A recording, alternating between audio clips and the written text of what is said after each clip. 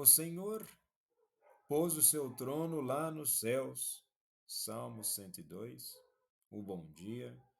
Em nome do Pai, do Filho e do Espírito Santo. Amém.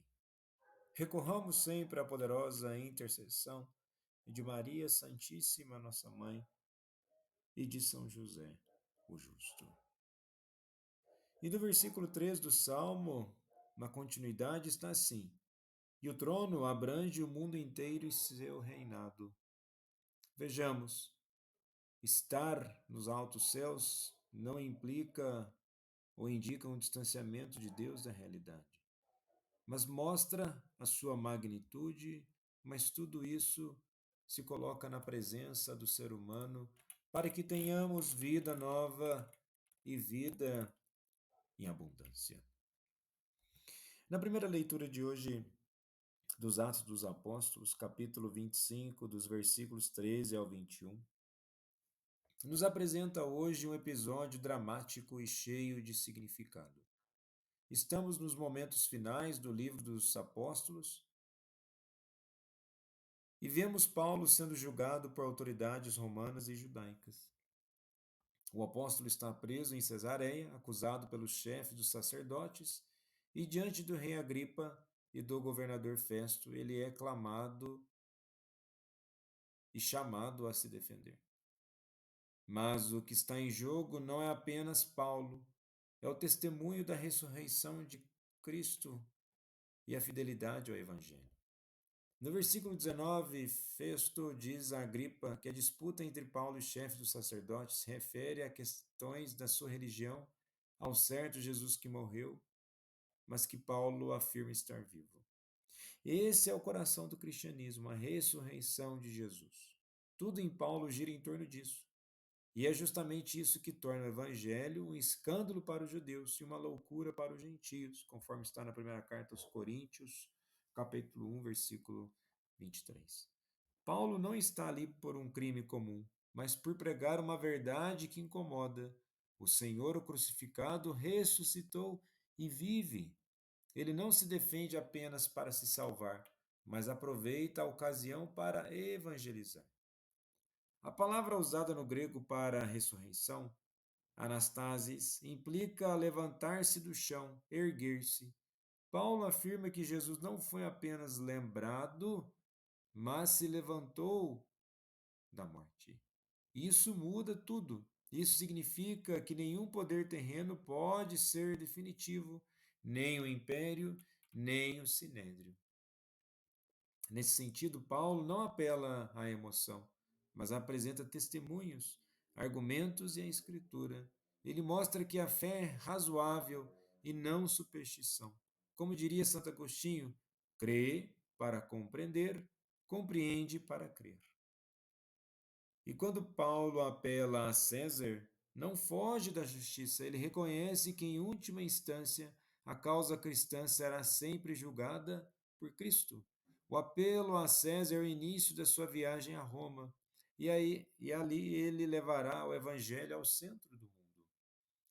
E nisso nós temos uma fidelidade da igreja à verdade que incomoda os poderes terrenos. Tertuliano dizia: o sangue dos mártires é semente de cristãos. Paulo já era essa semente viva, preso, mas livre do que todos. Ele revela que a verdadeira liberdade está na fidelidade à verdade de Cristo. Vivemos em tempos onde a fé também é julgada. Ainda hoje, muitos tentam reduzir a ressurreição de Cristo a mito ou símbolo, mas como Paulo, somos chamados a dizer com clareza: Ele está vivo, Ele vive e reina. E quantas vezes nós também somos colocados no banco dos réus por defender os valores do Evangelho? Por dizer que a vida é sagrada, que a verdade existe, que Cristo é o único Salvador? Em meio às acusações e relativismo do mundo moderno, somos convidados a manter firme nossa profissão de fé. Do mesmo modo que teremos hoje no Evangelho, em João capítulo 21, dos versículos 15 ao 19, a profissão de fé de Pedro. Hoje, o Evangelho nos leva à margem do mar de Tiberíades, onde Jesus ressuscitado encontra seus discípulos. após uma pesca milagrosa.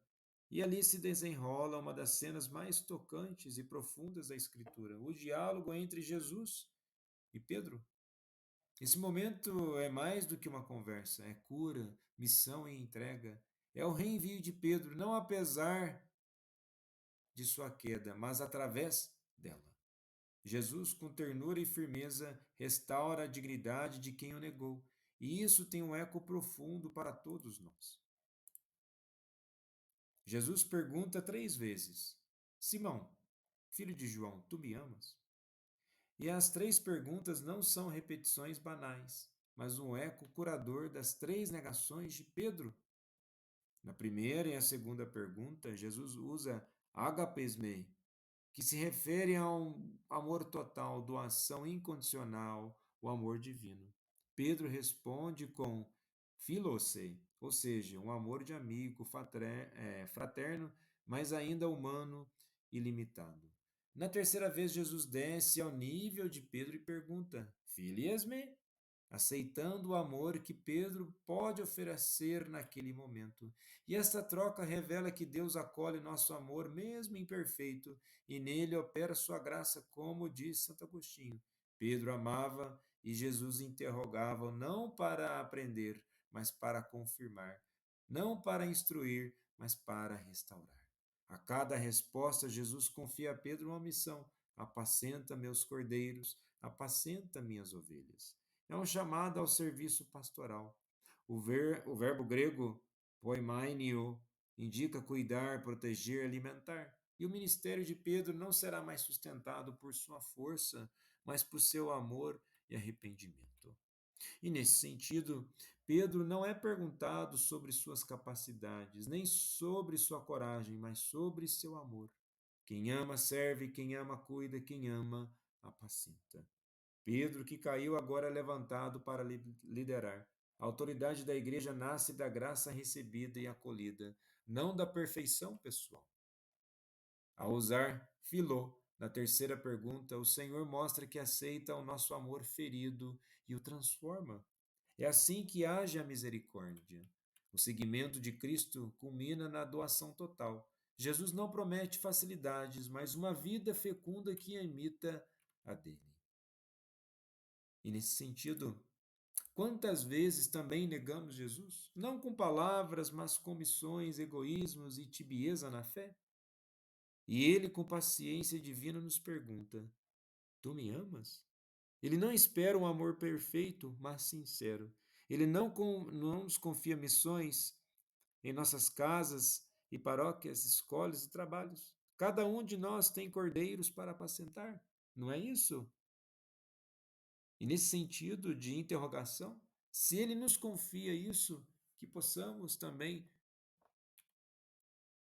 nos sentirmos confiados a termos uma responsabilidade naquilo que vivenciamos. E o caminho de tudo isso, do discipulado, ainda hoje é cruz. O mundo oferece prestígio, mas o Evangelho oferece cruz e ressurreição. Quem ama segue, e quem segue não anda mais sozinho.